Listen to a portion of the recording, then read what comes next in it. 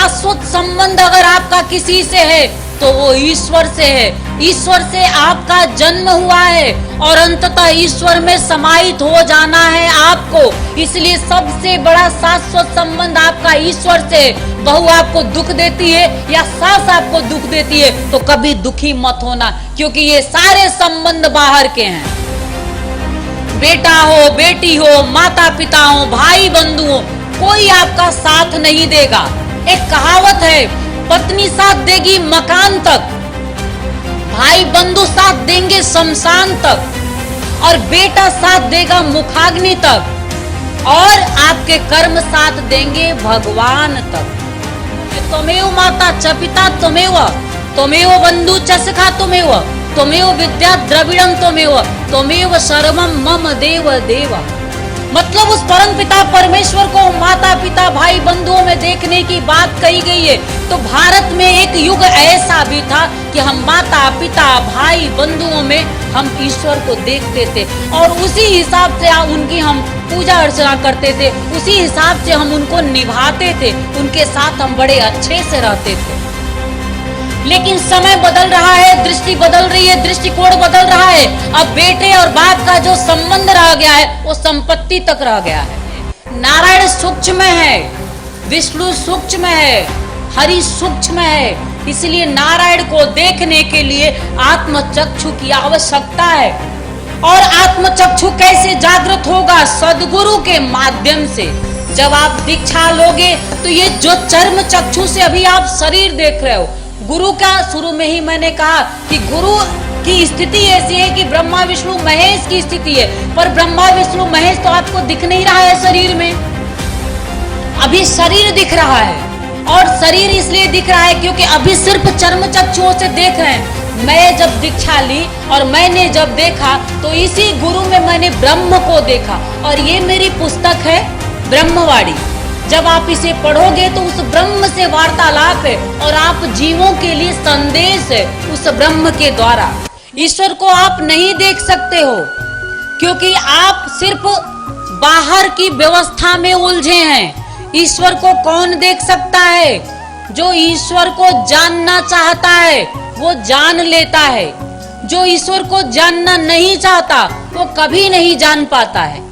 इस पूरे संसार, ये पृथ्वी जो हमारी है हजारों हजारों वर्षों से है, लेकिन कुछ गिने चुने नाम आप जानते हैं। राम, कृष्ण, बुद्ध, महावीर, राधा, मीरा, ऐसे ही कुछ और गिने चुने नाम होंगे। इतनी बड़ी धरती और हजारों हजारों वर्षों से जीव का जन्म, फिर भी कुछ कुछ लोग ही उपलब्ध क्यों होते हैं? क्योंकि हमारी ये जीव जगत की जो स्थिति है वो सिर्फ संसार की ओर ही जीव देख रहा है और सत्य को हमेशा विस्मृत किए, मतलब भूला हुआ है। जीव ईश्वर को हमेशा भूला हुआ है, संसाधन से जुड़ा हुआ है, संसार को ही सत्य समझता है, संसार को ही अपनी पूंजी समझता है। कुछ खेत है गांव में, चूंकि ये बहुत होता है, थोड़े से जमीन के टुकड़ों के लिए कई पुश्तों में लड़ाइयां चलती रहती हैं। पूरा समय जीवन का बीत जाता है लड़ते लड़ते और अंततः ये शरीर जो तुम्हारा है ये भी तो भूमि तत्व है, ये भी तो भूमि तत्व है।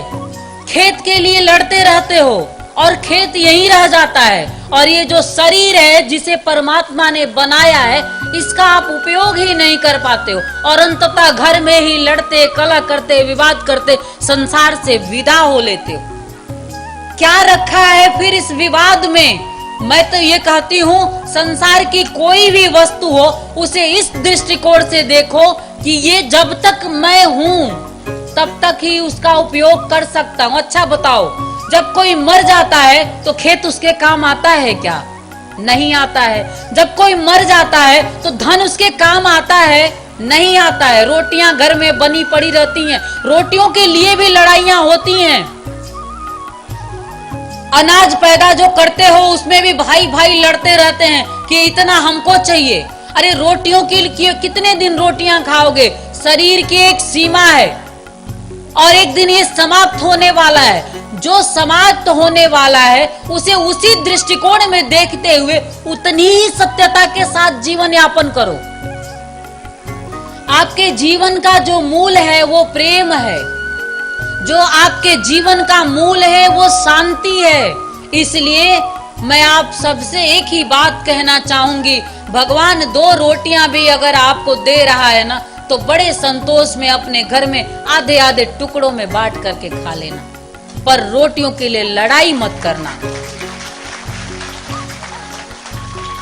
रोटियों के लिए लड़ाई करोगे तो जो निवाला सामने पड़ा रहेगा उससे भी पेट नहीं भरेगा। कभी देखा है, जब घर में खाना तो बन जाता है, लेकिन अगर किसी बात पे कलह हो गया तो रोटी काम नहीं आती है, मन नहीं करता है खाने का, और फिर ऐसे ही जाके आप सो जाते हो। किसके काम आया हो? सास है तो आप हैं सासू माँ, ठीक है, लेकिन अपने बहू को एक बिटिया की तरह देखिए। और मैं बहुओं से कहना चाहूंगी, आप लोग ये सोचती हो ये सासू जो है ये माँ की तरह होनी चाहिए, अरे माँ की तरह होनी चाहिए तो आप भी बिटिया की तरह बन जाओ, क्योंकि संबंध दोनों ओर से निभते हैं। और कहूंगी कि सबसे शाश्वत संबंध अगर आपका किसी से है तो वो ईश्वर से है। ईश्वर से आपका जन्म हुआ है और अंततः ईश्वर में समाहित हो जाना है आपको। इसलिए सबसे बड़ा शाश्वत संबंध आपका ईश्वर से है। बहू आपको दुख देती है या सास आपको दुख देती है तो कभी दुखी मत होना, क्योंकि ये सारे संबंध बाहर के हैं। बेटा हो, बेटी हो, माता पिता हो, भाई बंधु हो, कोई आपका साथ नहीं देगा। एक कहावत है, पत्नी साथ देगी मकान तक, भाई बंधु साथ देंगे शमशान तक, और बेटा साथ देगा मुखाग्नि तक, और आपके कर्म साथ देंगे भगवान तक। इसलिए आप किस पे ध्यान देते हो? वो पत्नी पे। पत्नी सुबह शाम यदि आपको कला में डाल देती है वो मकान तक सीमित है, लेकिन पूरा ध्यान कहाँ है? पत्नी पे। उसने सुबह ऐसा कह दिया, अब सुबह कुछ पत्नी ने कह दिया तो हमारे भाई लोग अपना मुंह बना करके काम पे चले जाते हैं। अब पत्नी ने बोल दिया, आपके मन में दुख हो गया, मत उतने तक ही सीमित रखो। एक शाश्वत संबंध ईश्वर से जब जोड़ करके रखोगे ना कि यही हरि नारायण हमारा अपना है, तो ये संबंध आपको दुख नहीं देंगे। अगर कोई कड़वा भी बोलता है ना तो मान लेना कि ये सब बाहर के संबंध है और इनकी समझ भी इतनी है, ऐसा भी समझना।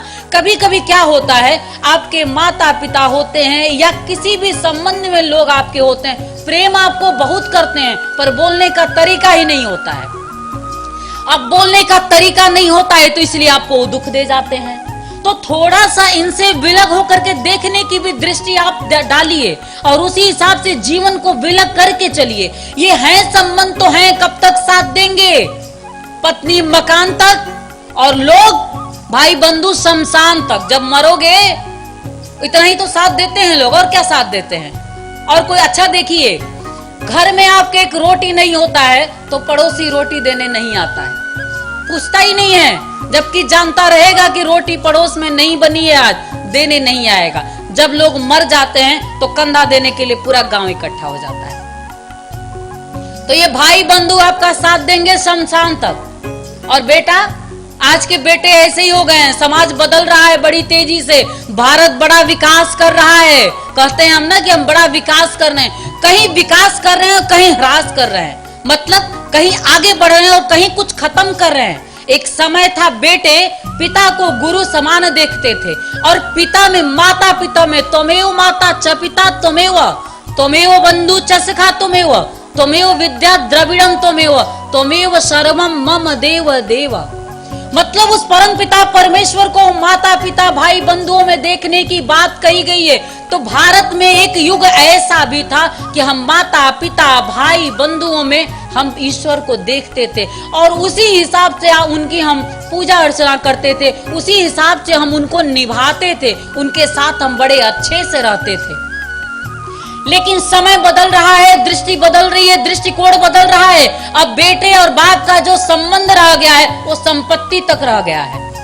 बाप के पास संपत्ति है तो बेटा बड़ा ध्यान देता है, और बेटे के पास संपत्ति है तो बाप बड़ा ध्यान देता है। अरे दोनों की स्थिति क्या हो गई? न पिता पिता रह गया और न पुत्र पुत्र, दोनों कहां उलझ गए? धन में उलझ गए। मूल तो प्रेम था।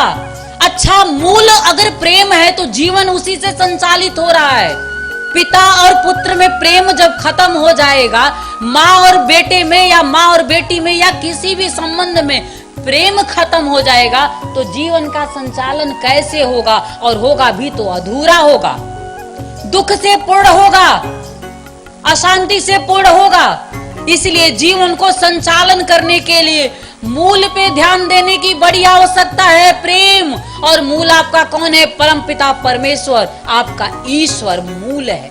जन्म उसी से लिया तो मूल वही हुआ ना। एक पौधा जो आप लगाते हो बीज के रूप में, जमीन में जब डालते हो और वो प्रस्फुटित होता है, पौधा जब बनता है, तो आप देखते हो ना, जड़ें जमीन में पूरी फैल जाती हैं और उसी के आधार पे पौधा चलता रहता है। ईश्वर वैसे ही है जिंदगी में, इतना तो आप समझते हो।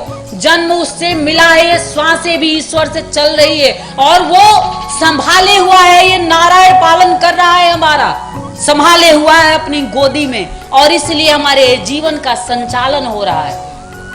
इसी दृष्टिकोण में जीवन को जब देखना शुरू करोगे तो धीरे धीरे आनंद की ओर बढ़ोगे। और मैं आज ऐसी ही प्रार्थना करती हूँ, आपके गांव में आई हूँ तो आपको सुख देना चाहती हूँ। आप हमें बुला करके हमें ऋण दे दिए हो और हमारा ऋण मैं आपसे मुक्त करना चाहती हूँ, क्योंकि मैं आपको आपके जीवन का आनंद देना चाहती हूँ। इसलिए गुरु से जुड़ने की आपको बड़ी आवश्यकता है, गुरु दीक्षा लेने की बड़ी आवश्यकता है। जब आप गुरु से जुड़ोगे, धीरे धीरे आपका एक बाहर नारायण को आप नहीं देख सकते हैं, क्योंकि आपकी आत्म चक्षु अभी जागृत नहीं है। नारायण सूक्ष्म है, विष्णु सूक्ष्म है, हरि सूक्ष्म है। इसलिए नारायण को देखने के लिए आत्म चक्षु की आवश्यकता है। और आत्म चक्षु कैसे जागृत होगा? सदगुरु के माध्यम से। जब आप दीक्षा लोगे तो ये जो चर्म चक्षु से अभी आप शरीर देख रहे हो, गुरु का शुरू में ही मैंने कहा कि गुरु की स्थिति ऐसी है कि ब्रह्मा विष्णु महेश की स्थिति है, पर ब्रह्मा विष्णु महेश तो आपको दिख नहीं रहा है शरीर में। अभी शरीर दिख रहा है, और शरीर इसलिए दिख रहा है क्योंकि अभी सिर्फ चर्म चक्षुओं से देख रहे हैं। मैं जब दीक्षा ली और मैंने जब देखा तो इसी गुरु में मैंने ब्रह्म को देखा, और ये मेरी पुस्तक है ब्रह्मवाणी। जब आप इसे पढ़ोगे तो उस ब्रह्म से वार्तालाप है और आप जीवों के लिए संदेश है उस ब्रह्म के द्वारा। मैं ये कहना चाहती हूँ कि गुरु के माध्यम से आत्म चक्षु को जागृत कर सकते हैं, और उसके लिए दीक्षा लेना जरूरी है। आत्म चक्षु को जागरण क्यों करना है?